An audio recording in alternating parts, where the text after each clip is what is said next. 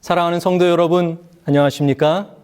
저는 파주중앙교회 박정훈 목사입니다. 오늘 저는 여러분들과 함께 사도행전 9장과 10장, 그리고 사도행적 14장을 본문으로 베드로의 입장에서 말씀을 나누어 보려고 합니다. 오늘 우리는 베드로의 입장이 되어 보려고 합니다. 설교를 들으시는 여러분들께서 지금 이 시간 베드로가 되었다고 생각해 보시기 바랍니다. 자, 그럼 준비되셨나요? 베드로의 입장에서 말씀을 시작하겠습니다. 저는 베드로입니다. 제가 루따에 있는 성도들을 방문했을 때 애니아라는 사람의 병을 고치게 됩니다. 그는 8년 동안 중풍병으로 침상에 누워있던 사람이었어요. 병을 고친 것은 저의 능력은 아니었습니다. 저에게 임하신 예수 그리스도의 능력이었습니다. 저는 그저 예수님께 쓰임받는 도구에 불과했습니다. 루따에서 가까운 요빠에 도르가라는 여인이 있었습니다. 그녀는 선행으로 큰 사랑을 받는 사람이었어요. 도르가는 존경받을 만한 예수님의 제자였고 그녀의 생애는 친절한 행위가 가득하였습니다. 그녀는 누가 편안한 의복이 필요하고 누가 동정이 필요한지를 알고 가난한 사람들과 슬퍼하는 사람들에게 아낌없이 봉사한 사람이었습니다. 솜씨 있는 그의 손가락은 그의 혀보다 더욱 활동적이었습니다. 그런데 그런 그녀가 병들어 죽게 된 것입니다. 요빠의 교인들은 제가 루따에 있다는 말을 듣자 사람들을 보내어 저를 찾았습니다. 저는 급히 달려갑니다. 도르가가 살아온 봉사의 생애에 비추어 볼 때 그들이 슬퍼하면서 생기 없는 시체 위에 뜨거운 눈물을 흘리는 것은 조금도 이상한 일이 아니었습니다. 그들의 슬픔을 바라볼 때 저의 마음도 동정심으로 감동되었습니다. 저는 울고 있는 사람들을 방에서 내어 보내도록 지시하고 무릎을 꿇고 도르가에게 생명과 건강을 회복시켜 주시도록 하나님께 열심으로 기도하였습니다. 저는 예수 그리스도의 능력을 의지하여 말했습니다. 다비다여 일어나라. 그때 놀랍게도 그녀가 일어납니다. 예수님이 많은 병자를 고치시고 사람을 살리셨던 그 능력이 여전히 저를 통하여 이루어지고 있다는 사실이 너무나도 감격스러웠습니다.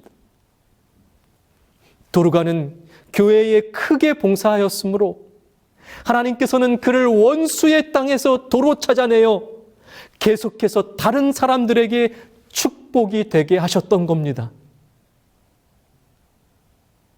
저는 요빠에서 죽은 다비다를 살려냅니다. 많은 그리스도인들이 이 놀라운 기적을 행한 저를 자기 집에 모시기를 원했습니다. 하지만 저는 그 많은 사람들 중에 무두장이의 집에 들어갑니다. 무두장이는 그 당시 가죽 제조 기술자를 뜻합니다. 최하층 천민이었고 인간으로 취급하지도 않는 부류의 사람이었습니다. 왜냐하면 가죽을 얻기 위하여 죽은 짐승의 부정한 시체를 다루기 때문입니다.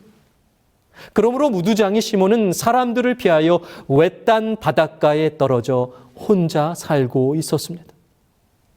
그런 그를 제가 찾아간 것입니다. 제가 어떻게 그런 일을 할 수 있었을까요? 예수님의 관점으로 세상과 사람들을 바라보려면 예수님색 안경이 필요합니다. 우리가 색 안경을 끼고 보면 세상의 사람들이 모두 안경의 색깔로 보이는 것처럼 말입니다. 성령을 받은 이후에 저는 예수님의 색 안경을 끼고 예수님의 관점으로 세상과 사람들을 바라보면서 예수님이 하신 일을 그대로 행하게 된 것입니다. 예수님의 설교를 듣고 많은 사람들이 변화된 것처럼 저도 예수님의 능력으로 설교했습니다. 남자만 3,000명이 넘는 사람들이 예수님을 믿게 되었습니다. 예수님이 수많은 병자들을 고치셨어요. 저도 예루살렘 성전 미문의 안전뱅이를 고쳤습니다. 중풍병자 애니아를 고쳤습니다. 심지어 예수님이 죽은 나사로를 살리셨듯이 욥바의 죽은 다비다를 저도 살려냅니다. 그리고 늘 유대인들이 죄인으로 취급한 그들과 함께 하셨던 예수님처럼 저도 무두장이 시몬의 집으로 찾아간 것입니다. 무두장이 시몬의 이름은 공교롭게도 저의 원래 이름과 동일합니다. 시몬이 시몬의 집에 간 겁니다. 베드로라고 하는 지금의 이름은 예수님이 지어주셨고 반석이라고 하는 뜻이에요. 시몬이 예수님을 만나서 반석이 된 겁니다. 그러므로 무두장이 시몬이 베드로인 저를 만나 반석의 삶을 살게 된 것입니다. 저의 관점이 유대인의 관점이 아니라 예수님의 관점으로 바뀌었기 때문에 그렇습니다. 그리고 그것은 초기 교인들을 향한 의도적인 교훈이었습니다. 저의 행동으로 인하여 다른 그리스도인들의 관점도 서서히 변화하기 시작했던 겁니다. 그것이 바로 연합의 시작이 되었습니다. 21세기를 살아가시는 여러분들도 예수님색 안경을 쓰셨으면 좋겠습니다. 예수님의 말과 행동을 늘 묵상하며 예수님처럼 살아가셨으면 좋겠습니다. 예수님이라면 어떻게 하셨을까? 이러한 질문이, 이러한 생각이 우리의 삶을 지배해야 합니다. 저는 예수님색 안경을 쓰고 무두장이에 대한 편견을 극복할 수 있었습니다. 하지만 안타깝게도 이방인에 대한 편견까지는 극복하지 못했습니다. 제가 아직 욥바에 있는 동안에 예수님의 다음 명령이 내려졌어요. 가이사랴에 있는 고넬료라고 하는 사람에게 복음을 전하라는 부르심이었습니다. 고넬료는 바로 이방인이었습니다. 로마의 백부장이었어요. 그는 부자요, 귀족의 가문에서 태어났으므로 신임과 명예의 지위를 가지고 있었어요. 이방인으로 태어나 이방인의 훈련과 교육을 받았지만 유대인들과 접촉함으로 인하여 하나님에 대한 지식을 얻었고 진실한 마음으로 하나님을 예배하였습니다. 그 마음으로 가난한 사람들을 동정했고 그의 신앙의 신실성을 나타냈습니다. 그의 선행으로 인하여 널리 알려진 사람이었어요. 그의 의로운 생애는 유대인들과 이방인들 모두에게 좋은 평판을 얻게 했습니다. 그의 가만은 접촉하는 모든 사람에게 축복이 되었습니다.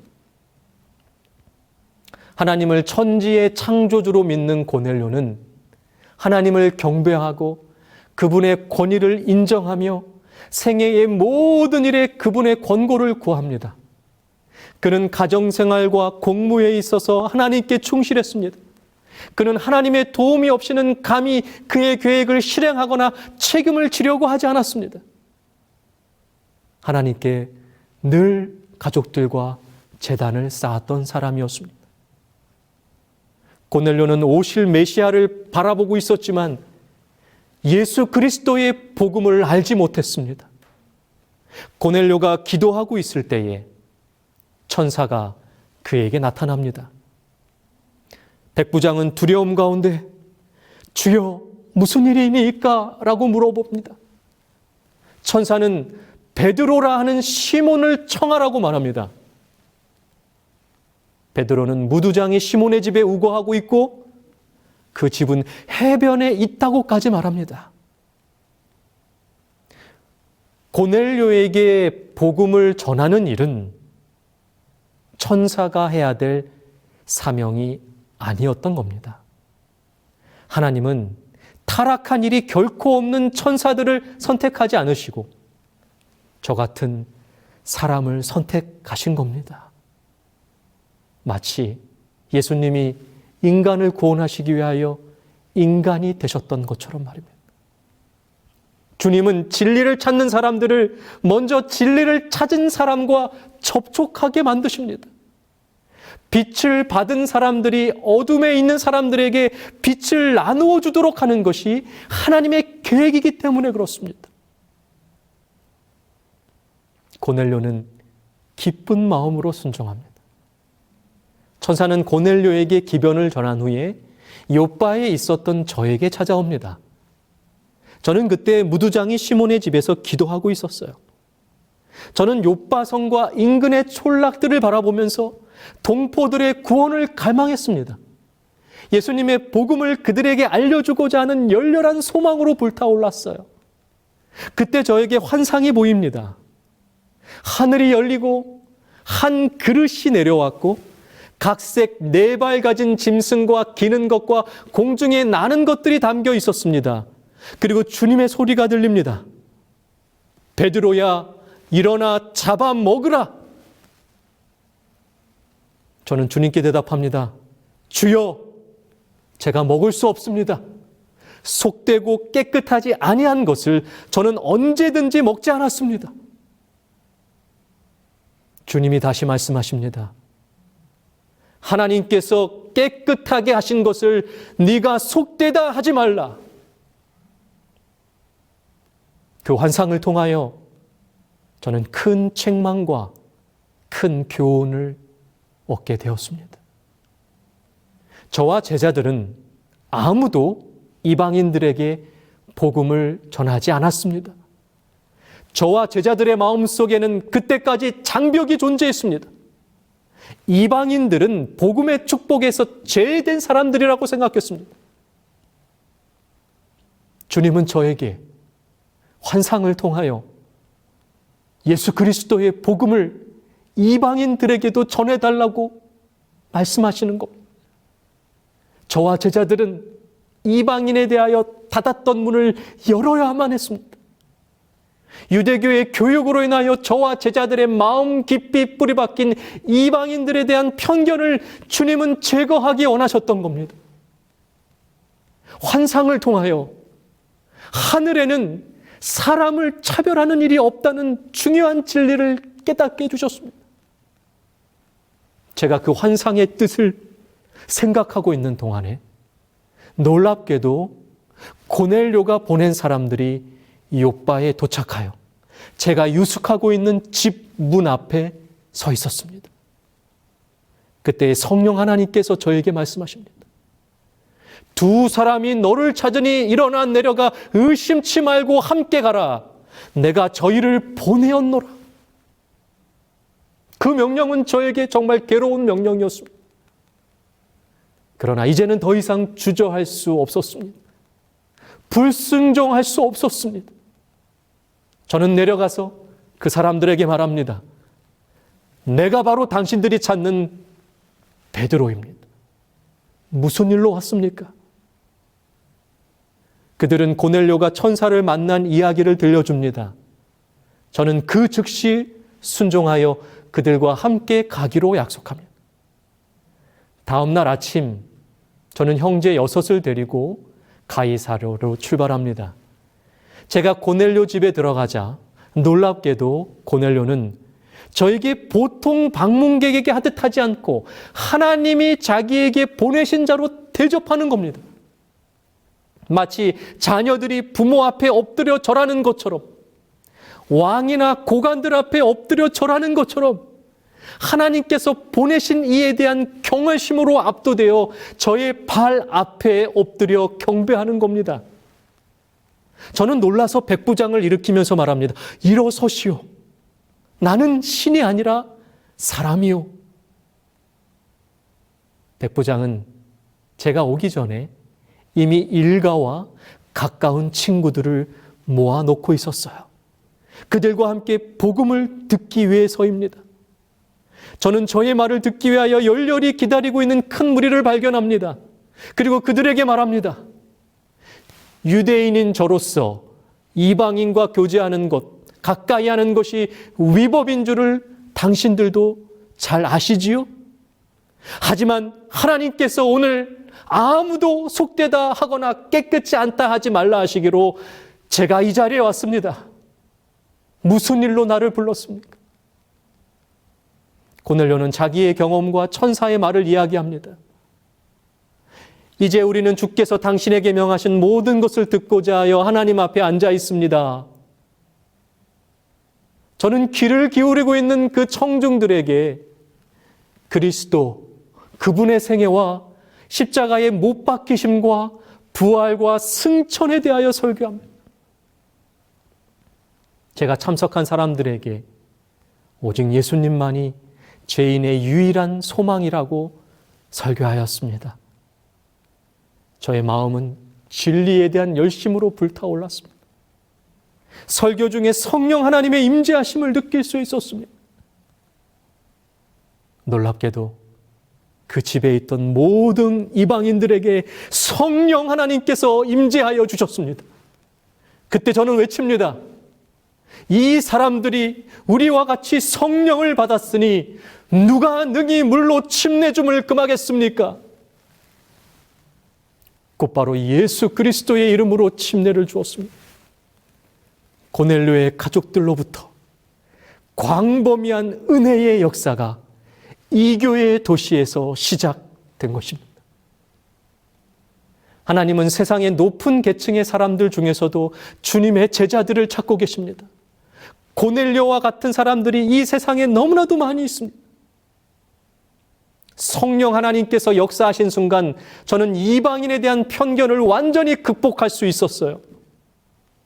예수님색 안경이 우리의 관점을 예수님의 관점으로 바꿔준다면 성령님 손수건은 우리의 편견을 극복하는 힘이 되어주시는 겁니다. 여전히 남아있었던 저의 편견의 자국들을 성령 하나님의 손수건으로 닦아주셨어요. 인간에 대한 편견의 극복은 오직 인간을 창조하신 하나님의 말씀과 성령님의 빛 속에서만 가능함을 경험하게 된 것입니다. 21세기를 살아가는 여러분은 아직도 어떠한 편견을 가지고 어떤 색의 안경을 끼고 세상을 살아가고 계십니까? 오늘 이 시간 우리 자신을 돌아볼까요? 우리의 모습은 어떻습니까? 사단은 오늘 이 시간에도 편견이라는 무기를 가지고 끊임없이 우리를 공격하고 있습니다. 우리를 더불어 살아가지 못하게 하고 있습니다. 우리 안에는 어떠한 편견이 존재하고 있습니까? 우리를 아직도 연합하지 못하게 만드는 그 무언가가 존재하고 있지는 않습니까? 오늘 이 시간 저와 함께 기도해 보지 않으시겠습니까? 우리의 마음 가운데 있는 편견을, 장벽을 극복하고 서로 사랑하며 연합하게 해달라고 말입니다. 사랑은 상처를 허락하는 것입니다. 예수님은 사랑을 완성시키시기 위하여 십자가의 고난을, 상처를 허락하셨습니다. 십자가 위에서까지 그분께서는 당신이 구원하러 오신 자들에 대한 깊은 사랑 때문에 자신의 고통을 잊어버리셨습니다. 그 놀라운 십자가 사랑의 힘을 가지고 오늘 우리도 우리의 편견과 우리의 장벽을 극복하고 서로 사랑하며 연합하게 되는 우리 모두가 되기를 간절히 바랍니다. 21세기 미국에서 실제 있었던 일입니다. 미국에 살고 있는 한 흑인 가족이 있었어요. 아빠, 엄마, 아들, 이렇게 세 식구는 가난했지만 참 행복했습니다. 그러나 어느 날 이 가족에게 큰 위기가 찾아옵니다. 아들은 야구하는 것을 좋아했어요. 그날도 부모님의 응원을 받으면서 소속된 야구팀에서 열심히 야구 시합을 하고 있었습니다. 그런데 그 순간 아이는 심장에 이상을 느끼며 바닥에 쓰러집니다. 쓰러진 아이를 데리고 급하게 인근 병원으로 왔지만 병원에서는 이 아이를 치료할 수 없다고 말합니다. 왜냐하면 아이를 수술할 수 있는 돈이 이 가난한 가족에게는 없었기 때문입니다. 병원은 흑인이라고 하는 편견과 가난이라고 하는 편견을 무기로 죽어가는 한 흑인 소년을 외면했습니다. 그때 아버지의 심정이 어땠을까요? 여러분이 이러한 상황에 처하셨다면 여러분은 어떠한 선택을 하시겠습니까? 아버지는 깊은 고민 끝에 말도 안 되는 일을 저지릅니다. 총을 들고 병원으로 쳐들어가 병원의 의사들과 사람들을 인질로 잡고 자신의 아들을 고쳐내라고 협박합니다. 여러분, 이 아버지의 행동이 이해가 되십니까? 이 아버지의 행동이 정말 옳은 행동이었습니까? 아들은 수술을 받게 되었지만 더 큰 문제가 발생합니다. 심장 이식 수술을 해야 하는데 아이와 맞는 심장을 찾을 수가 없었기 때문입니다. 죽어가는 아들을 바라보며 아버지는 의사에게 이렇게 말합니다. 내 심장을 꺼내서 내 아이에게 주십시오. 오늘 우리는 이 아버지의 행동을 비난할 수도 있습니다. 총을 들고 병원으로 들어가 협박하는 것은 불법이라고 말입니다. 자신의 아들만 중요하고 다른 사람들은 중요하지 않냐고 말입니다. 그러나 여러분,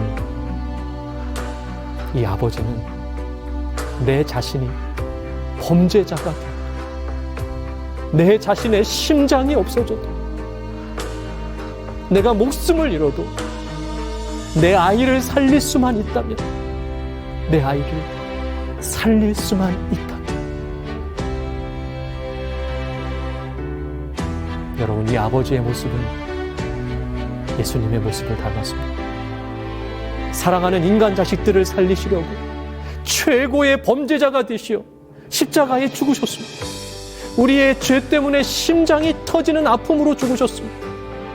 우리에게 심장 이식을 해주시기 위하여 죽으셨습니다. 그러나 예수님과 이 아빠는 큰 차이가 있습니다. 이 아빠는 총을 들고 편견을 부수려 하였지만 예수님은 사랑이라고 하는 무기로 편견의 벽을 부수셨기 때문입니다. 우리가 가지고 있는 편견은 무엇인지 기도로 하나님께 고백하게 되시기를 간절히 바랍니다. 그리고 놀라운 십자가의 사랑의 힘으로 편견과 장벽을 극복하시고 서로 사랑하며 연합하게 되시기를 간절히 바랍니다.